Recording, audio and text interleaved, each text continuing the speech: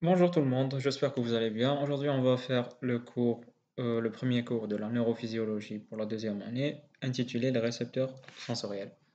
Sans plus tarder, on va commencer par l'introduction. Et ce qu'il faut savoir, c'est que on a plusieurs systèmes sensoriels, par exemple le visuel, l'auditif, le vestibulaire, les عنده relation de l'équilibre, le somatosensoriel, il fait le toucher, la proprioception et la sensibilité thermique, la douleur, etc. Le système sensoriel gustatif, c'est le goût. Et olfactif, tout ce qui est en rapport avec l'odorat et le nez, quoi. Donc, chaque système sensoriel a la modalité تاعو. Donc, il a le visuel, la modalité, c'est la vision. عنده l'énergie de stimulation. Ce qui veut dire, c'est qu'est-ce qui va stimuler le système باش حنا نشوفه. Par exemple, la visuelle, le système sensoriel visuel, عندنا la modalité تاعو, c'est la vision par l'œil.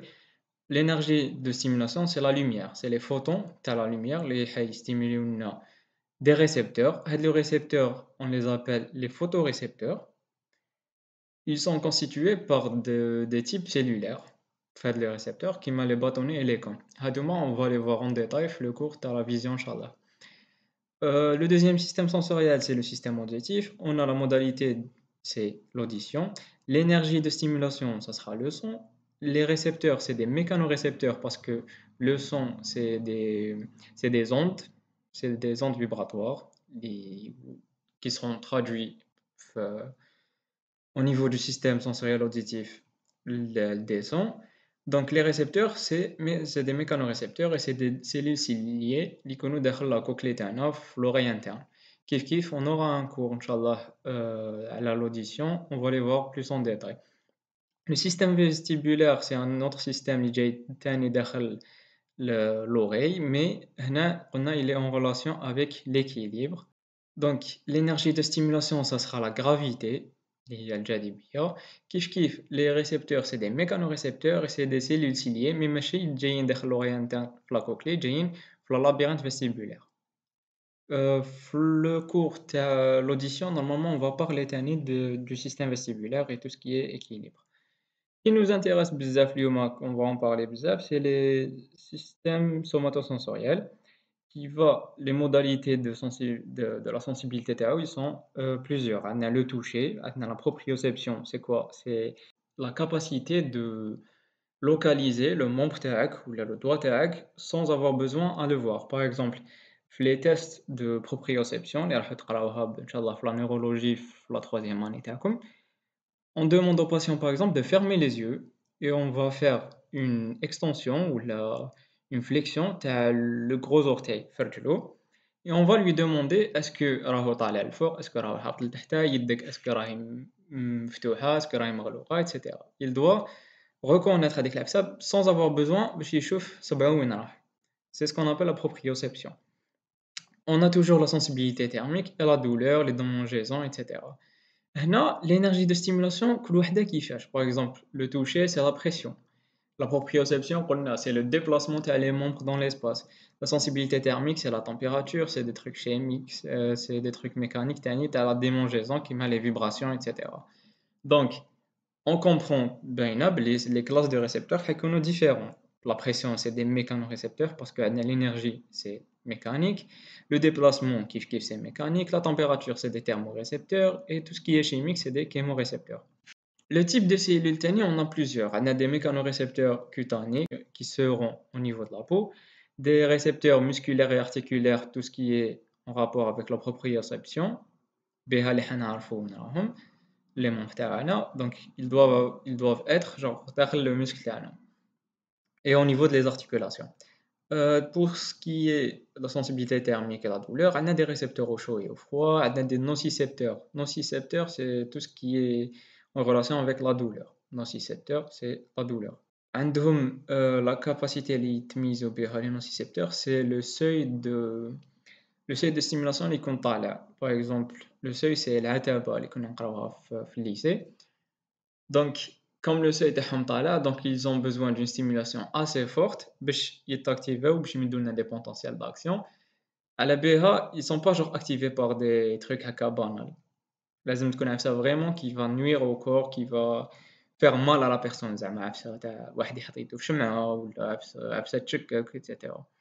Le système gustatif, c'est au niveau de la langue. Donc la modalité, c'est le goût. Et l'énergie de stimulation, c'est chimique. C'est des ions et des molécules qu'on va goûter. Donc c'est chimique, c'est des chémorécepteurs ou le type cellulaire des récepteurs, c'est des papiers gustatifs au niveau de la langue. L'odorat, c'est des molécules chimiques. On a des récepteurs, c'est les chémorécepteurs parce que c'est chimique. Et c'est les récepteurs olfactifs qui nous au niveau du nez. Qui fait pour la perception des sens تاعنا واش رانا نحسو. الحاجة الأولى, on va avoir un paramètre de l'environnement. Par exemple, on parlait de la vision. Le paramètre de l'environnement, c'est la lumière. حيكون عندنا une lumière اللي تجينا تدخل à travers les yeux, à travers la rétine, تلحق la rétine. On aura un codage dans les organes du sens. واش معناتها un codage? معناتها حنا on va recevoir un photon, une lumière, c'est des photons. Elle va être codée en quoi? يحكمها le récepteur اللي هو قلنا c'est les photorécepteurs, c'est les cellules à bâtonnets et à cônes. Je vais essayer de mettre des photos باش يبانوا شوية.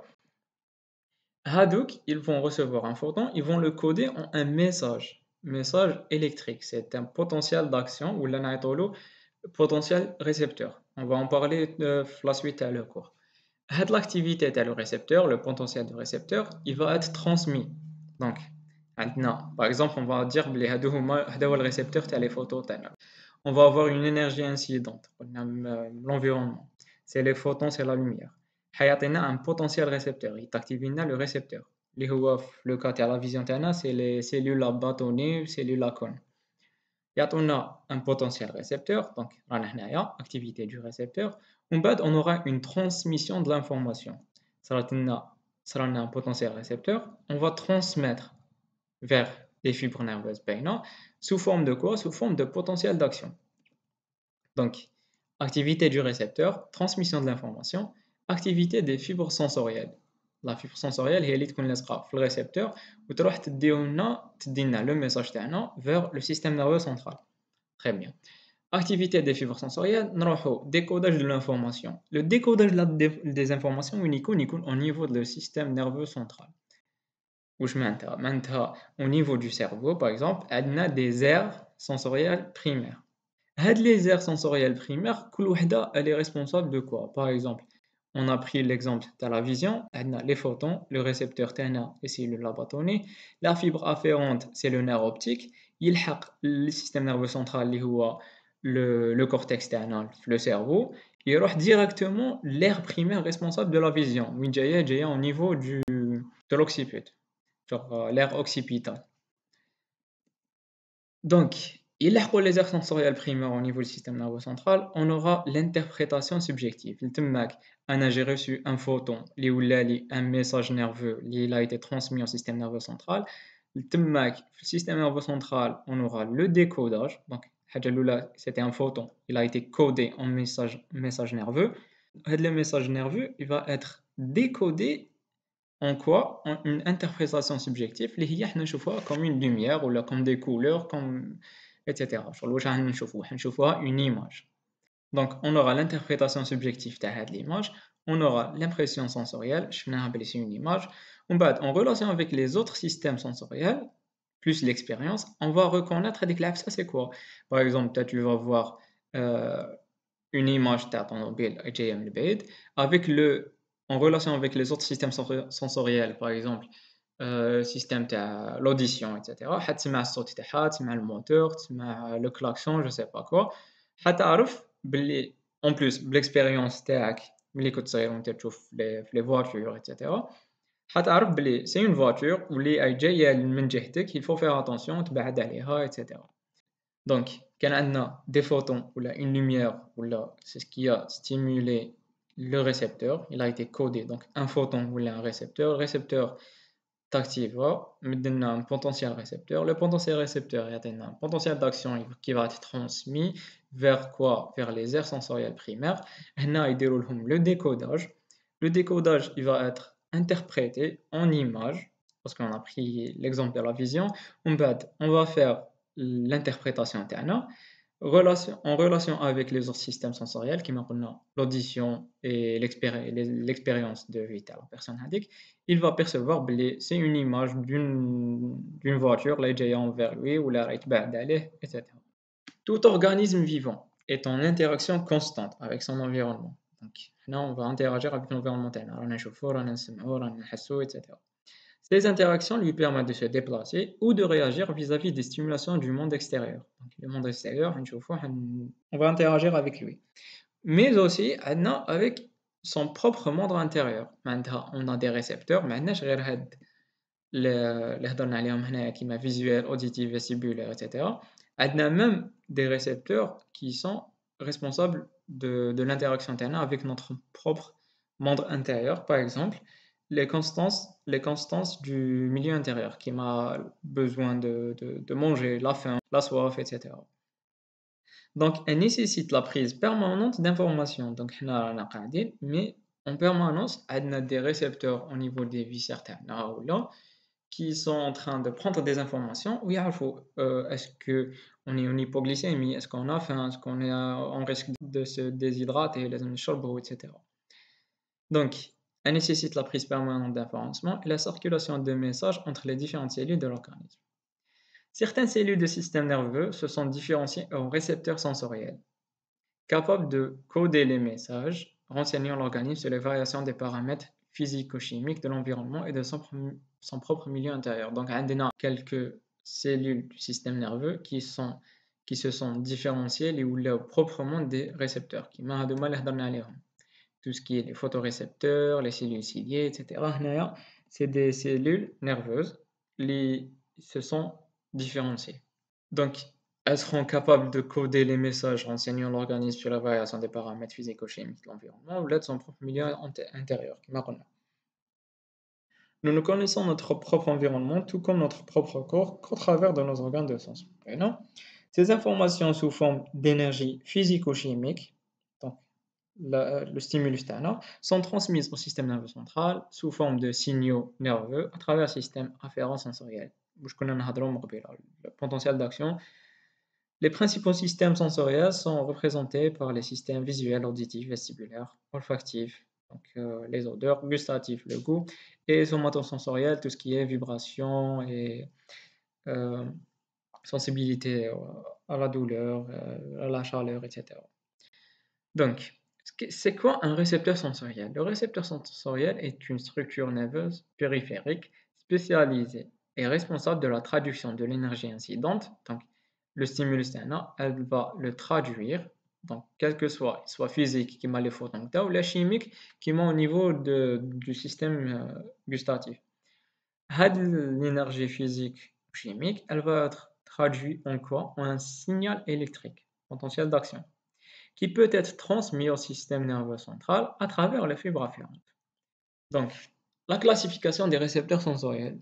Donc les récepteurs sensoriels peuvent être classifiés en plusieurs classifications. Donc, on peut les classifier selon leur morphologie. Je m'intéresse à leur morphologie. On a des cellules nerveuses qui se sont différenciées en récepteurs spécialisés, c'est les récepteurs différenciés. Donc, ce sont des récepteurs qui ont une structure bien individualisée. On peut citer par exemple le corpuscule de Pacini, le disque de Merkel et le corpuscule de Ruffini ou le corpuscule de Meissner. Au niveau de la peau, ce sont des récepteurs, c'est des récepteurs sensoriels qui sont différenciés. Genre, la la cellule nerveuse basique. Donc, elles se sont différenciées. كل وحدة عندها les caractéristiques تاعها et كل وحدة elle est responsable de recevoir un type de stimuli. Par exemple, le corpuscule de Pacini, c'est un mécanorécepteur. Donc, l'énergie qui va le stimuler, elle est mécanique. Il est sensible à quoi? Il est sensible à la pression et la vibration rapide. Nardou l'exemple à le corpuscule de Meissner, c'est un mécanorécepteur tani, mais il est sensible au changement de texture et à la vibration lente. Donc, on a une vibration rapide et une vibration lente. Le changement de texture de Meissner, c'est quoi? C'est par exemple quand nous donnons ça, est-ce qu'elle est lisse, est-ce qu'elle est rugueuse, etc. C'est ça le changement de texture le toucher تاعنا. Le disque de Merkel, c'est un mécanorécepteur sensible au toucher et à la pression. Ou Refini, c'est un mécanorécepteur responsable juste, il est sensible juste à la pression. Donc, Pacini, c'est la pression et la vibration rapide. Meissner, c'est la vibration lente et le changement de texture. Merkel, c'est le toucher et la pression. Refini, c'est juste la pression. Donc, là, c'était au niveau de la peau. Au niveau des autres organes de sens, on a des photorécepteurs qui sont les connus les bâtonniers. C'est des neurones hautement spécialisés sensibles à la lumière. C'est des photorécepteurs, donc ils vont recevoir les photons de la lumière qui font synapse avec d'autres neurones dans la rétine. On va les voir en détail le cours à la vision chaleur. Les cellules ciliées qui font au niveau de la cochlée florée interne sont considérées comme des mécanorécepteurs, le cours inchallah, qui sont sensibles au son. Parce que le son, c'est des vibrations qui vont être traduites en son. Les papilles gustatives la langue, c'est des chémorécepteurs, parce on va goûter des molécules et des trucs chimiques. Les récepteurs olfactifs, c'est des chémorécepteurs.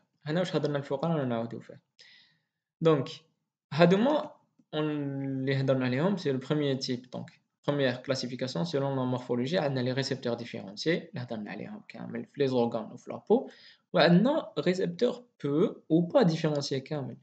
Donc, ils n'ont pas une structure individualisée. ماشي كيما le corpuscule de Pacini par exemple, عنده une fibre, عنده une capsule, le tissu conjonctif هنا concentrique, etc. On va le voir en bas.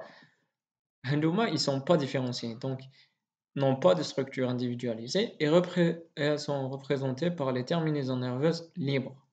Il peut s'agir des terminaisons libres autour du follicule pileux, au niveau des poils, on a des mécanorécepteurs, ils sont sensibles au toucher léger. Donc, tu vas ressentir. C'est grâce à quoi? C'est grâce à des terminaisons libres, terminaisons nerveuses libres, autour du follicule pileux. On a des terminaisons libres tout au long de la peau, c'est des thermorécepteurs et des nocirécepteurs. Voilà. On a tout ce qui est cellules différenciées, individualisées. On a les terminaisons libres, la peau, c'est des thermorécepteurs et des nocicepteurs. Là, c'était la première classification selon la morphologie. Donc, on a les récepteurs différenciés, on a les récepteurs peu ou pas différenciés. Très bien.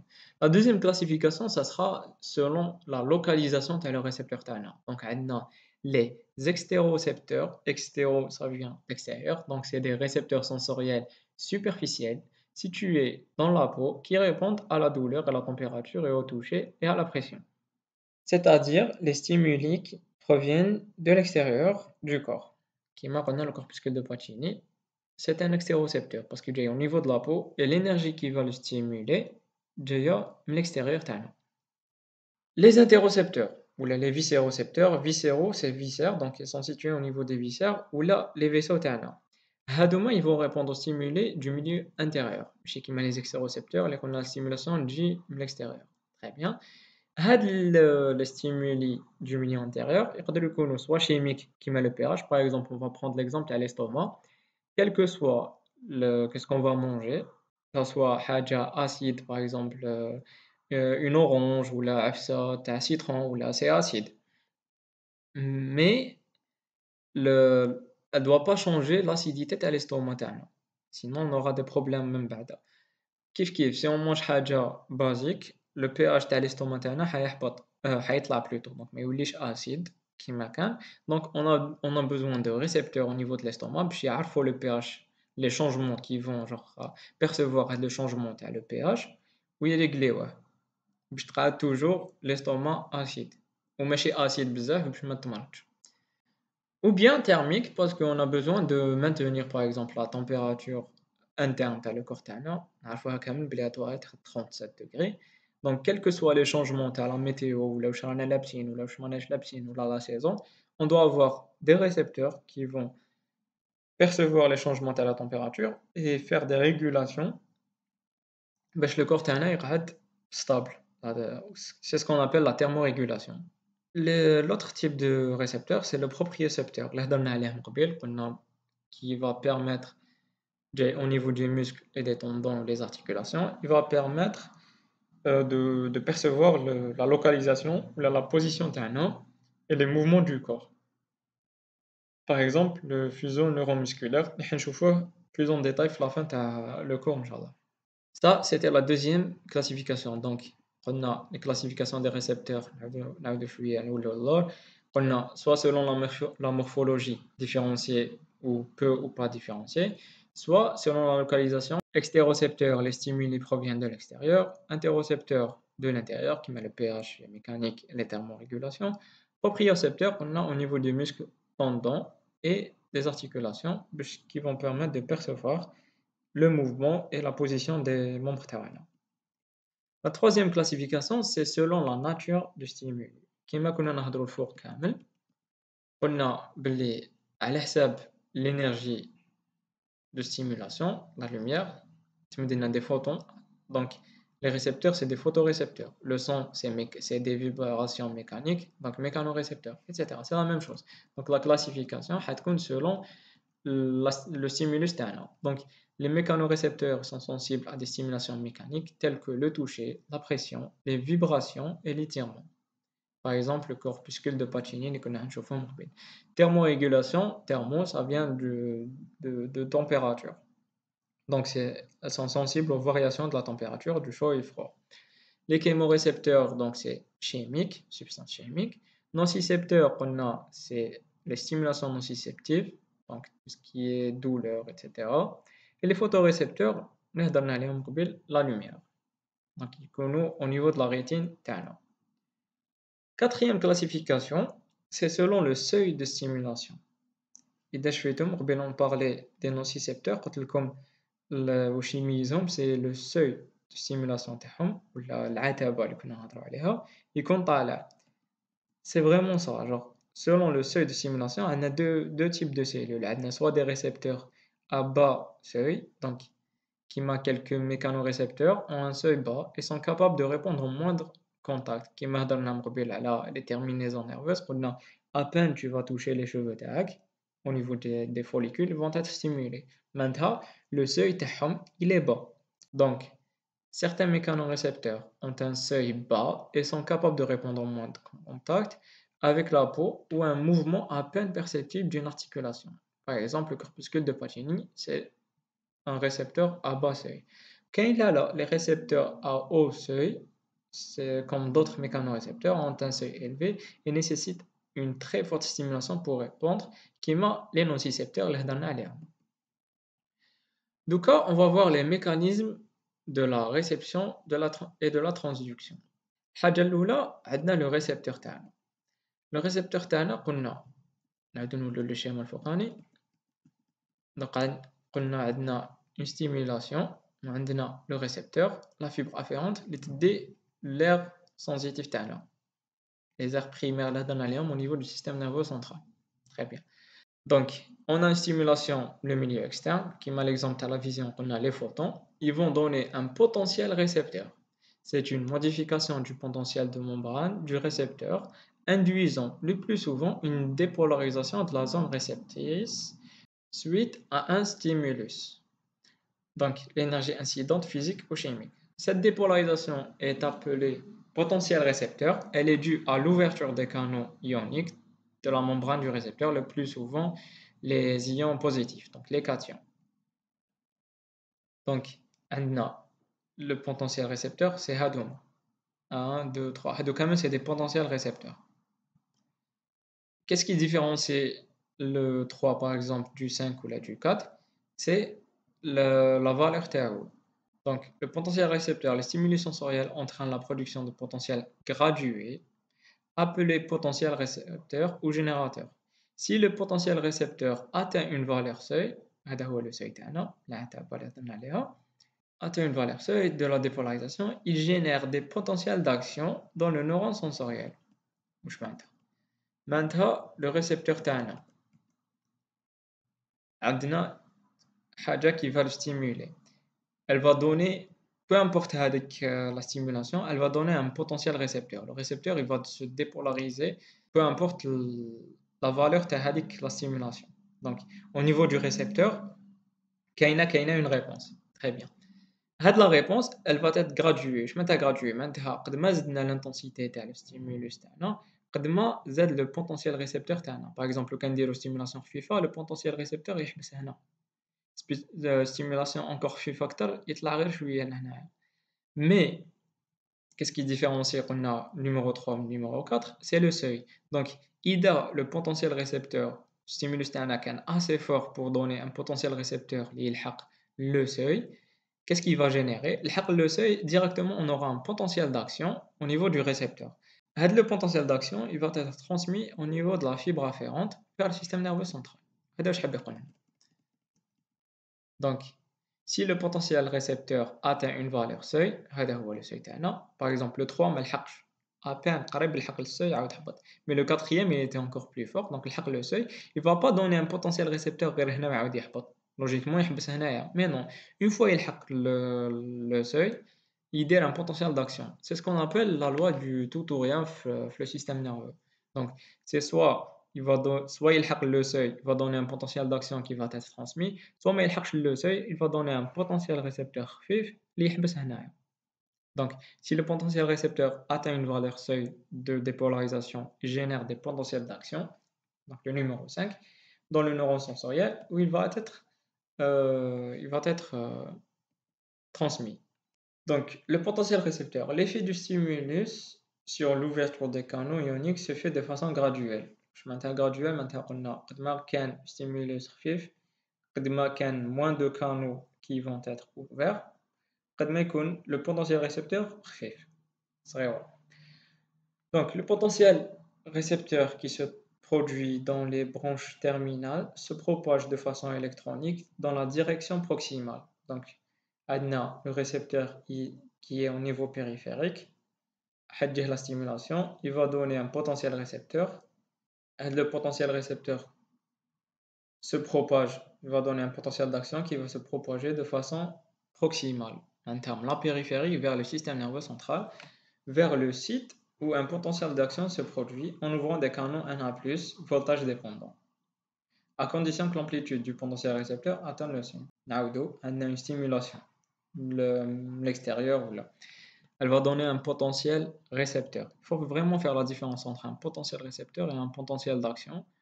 Et la propagation TAO, la fibre afférente. Donc, peu importe l'importance de la stimulation TAO, elle va donner un potentiel d'action. L'hashtag يكون صغير هكايا. ومن بعد إذا لحق le seuil, très bien, il va donner un potentiel d'action au niveau du récepteur. Et le potentiel d'action, il va se propager au niveau de la fibre afférente. إذا ما لحقش, il va juste donner un potentiel récepteur اللي يعاود يحبط directement بلا ما il sera pas transmis. Donc on a toujours la loi du tout ou rien. Donc on va voir quelques caractéristiques de le potentiel récepteur. Donc qu'est-ce qu'il faut savoir بلي هادو ما يتحفظوا parce que je pense يطيحوا بزاف les examens. Donc potentiel récepteur, c'est une réponse locale. Donc elle se traduit au niveau du récepteur. Donc elle est localisée au niveau de la structure réceptrice, par exemple corpuscule de Pacini اللي هضرنا عليه. Son amplitude décroît d'une façon exponentielle كيما هنايا. Donc يطلع يعاود يهبط. هذا هو le potentiel récepteur. Donc c'est une réponse locale. لو كان نديرو الالكترود تاعنا في بلاصه واحده اخرى ماشي في الريسبتور تاعنا ما حاش نحكموها. Donc son amplitude décroît d'une façon exponentielle au fur et à mesure que l'on s'éloigne de la zone réceptrice. Très bien. Aussi, il faut savoir que c'est un potentiel graduable. Donc son amplitude est en fonction de l'intensité de la stimulation. Par exemple, on a la stimulation numéro 1 quand par exemple à 10 millivolts, la stimulation numéro 3 quand à 20 millivolts. La différence بيناتهم تبان في le potentiel récepteur. Donc il est graduable. هذه كانت صغيرة دارت un potentiel d'action صغير. La stimulation هنا كانت كبيرة دارت un potentiel récepteur plutôt ماشي potentiel d'action دارت un potentiel récepteur un peu plus grand. Le dernier, il faut savoir que c'est une réponse sommable. Je mets sommable, maintenant, donc, deux stimuli faiblement espacés dans le temps, les potentiels récepteurs s'additionnent. Qui m'a fait de l'expérience, donne une stimulation. C'est vrai, mais le seuil elle va rien donner fait le cas. Mais qui donne une stimulation, le seuil, elle a donné un potentiel d'action. Très bien. هنايا درنا deux stimulations S1 et S2. Donc هنا le potentiel il était stable à -75. درنا une première stimulation. Si c'était le même cas مع هذه الفوقانية لو كان درنا un seul potentiel d'action. Mais comme درنا هاد la stimulation زدنا لها la deuxième stimulation S2, on a eu une addition تاع les deux et elle a donné plusieurs potentiels d'action. Parce que on a dépassé le seuil بزيادة كان. Donc on aura plusieurs potentiels d'action في le récepteur تاعنا. Donc, les caractéristiques, il faut savoir qu'il est local, graduable, donc il dépend de l'intensité, l'amplitude théorique dépend de l'intensité de la stimulation, et il est sommable, donc deux stimuli faiblement espacés dans le temps vont s'additionner. C'était la première étape au niveau du récepteur. Donc on a l'énergie, elle va donner une stimulation. La stimulation au niveau du récepteur, elle va donner un potentiel récepteur et le seuil a un potentiel d'action. C'est ce qu'il faut retenir. La deuxième étape, c'est le codage de l'intensité. Lorsque l'intensité du stimulus augmente, l'amplitude du potentiel récepteur augmente. On a dit qu'on a graduable. Donc, lorsque l'amplitude du potentiel récepteur augmente, le nombre et la fréquence de décharge des potentiels d'action augmentent. Lorsque l'intensité de la stimulation augmente, l'amplitude, le potentiel récepteur, elle va augmenter. On a fait. Mais lorsque le potentiel récepteur augmente, qui est fort le seuil, c'est pas l'amplitude le potentiel d'action qui est. Non, mais il y encore plus. C'est la fréquence et le nombre de potentiels d'action. Donc, lorsque l'amplitude du potentiel récepteur augmente, fort le seuil, le nombre et la fréquence de décharge des potentiels d'action augmentent. Donc, c'est le nombre de potentiels d'action. C'était une stimulation, un potentiel d'action. Deux stimulations, mais il y en a plusieurs. Et la fréquence est تقربت. Donc, même si on a une troisième stimulation, on a un potentiel d'action encore plus long. On a encore plus de potentiel d'action et encore plus rapproché dans le temps. La fréquence est encore plus. C'est ça. Donc, lorsque l'intensité du stimulus augmente, l'amplitude du potentiel récepteur augmente. Et lorsque l'amplitude du potentiel récepteur augmente, le nombre et la fréquence de décharge potentielle d'action augmentent. Donc, un récepteur sensoriel code les changements d'intensité du stimulus, la stimulation de l'eau, par un changement dans le nombre et la fréquence des potentiels d'action générés. C'est ce qu'on appelle le codage. Donc, le codage de fréquence est une caractéristique fonctionnelle courante du système nerveux central et peut être trouvé dans tous les systèmes sensoriels. C'est ce qu'on appelle le codage temporel. Donc, dans le temps, quand on a deux stimuli différents, ça va être traduit par des potentiels d'action de nombre qu'on a là et la fréquence qu'on a là. Donc on aura deux stimulations, on a par exemple 4, 5 potentiels d'action. Le cas on a 3 stimulations, on aura encore plus, on aura 7 ou 8 là, et la fréquence est encore. J'espère que vous le point. C'est ce qu'on appelle le codage temporel. On a également pour des intensités et des stimulations croissantes un recrutement croissant d'un plus grand nombre de récepteurs. C'est ce qu'on appelle le codage spatial. Là, c'est le codage temporel. Potentiel d'action. Donc, le stimulus le seuil. La stimulation est صغيرة. Le potentiel récepteur est صغير. Mais le seuil, on n'a pas de potentiel d'action. درنا un autre stimuli. Le stimulus كان الحق درنا un potentiel récepteur qui a dépassé le seuil. Le seuil تاعنا. Il va être traduit par quoi? Par des potentiels d'action. هذه واش كنا نهضروا graduable. هنا le stimulus تاعنا كان encore plus important. Le potentiel récepteur graduable زاد طلع encore plus par rapport le seuil. Il a été traduit au niveau des potentiels d'action par des potentiels d'action de nombre augmenté, et la fréquence تاعهم تاني elle est augmentée. Donc, la réponse d'un récepteur tonique, codage de l'intensité, 3 stimulus successifs d'intensité croissante sont appliqués à un récepteur. L'amplitude croissante des potentiels récepteurs entraîne une augmentation de la fréquence des potentiels d'action qui persiste tant que le stimulus est maintenu. Donc, on a stimulation, on a maintenu la stimulation le seuil, le potentiel récepteur طلع فوق le seuil, بعد تحبط بالعقل.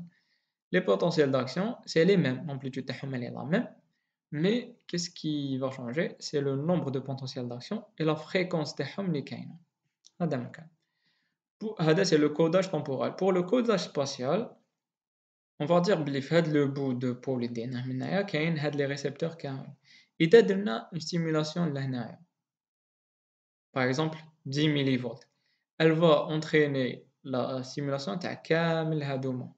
كامل هاد لي كوربوسكول هنايا que ça soit Meissner etc. Par exemple, لو كان نديرو في le même point une stimulation encore plus importante, ça 20 millivolts, elle va pas stimuler غير هاد الجهة, elle va stimuler كامل هاد les récepteurs. Donc, pour des intensités de stimulation croissantes, un recrutement croissant d'un plus grand nombre de récepteurs et de neurones. هذا مكان le codage spatial. Très bien. Donc, on va passer au codage de la durée. Le codage de la durée, je m'entends. Pour un stimulus maintenu constant, par exemple, qui nous fait le cas, d'une stimulation, on l'a maintenu constante pour un moment, on va le faire. Donc, pour un stimulus maintenu constant pendant un certain temps, la fréquence des potentiels d'action décroît en fonction du temps d'application. Donc, la fréquence d'un donc donne une stimulation, potentiel récepteur maintenant des potentiels d'action. Quand on va maintenir la même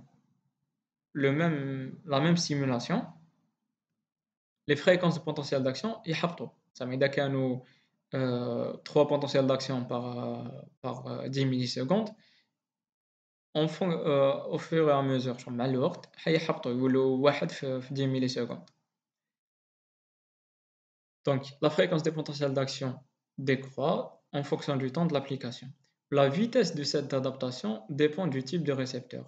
Donc, on peut dire qu'il y a deux types de récepteurs. On a les récepteurs d'adaptation nuls ou lente, et on a les récepteurs d'adaptation rapide. C'est quoi la différence entre eux? Par exemple, les récepteurs d'adaptation nuls ou lente, on a les nocicepteurs ou les otolithes vestibulaires. C'est l'équilibre donc c'est des récepteurs à adaptation lente.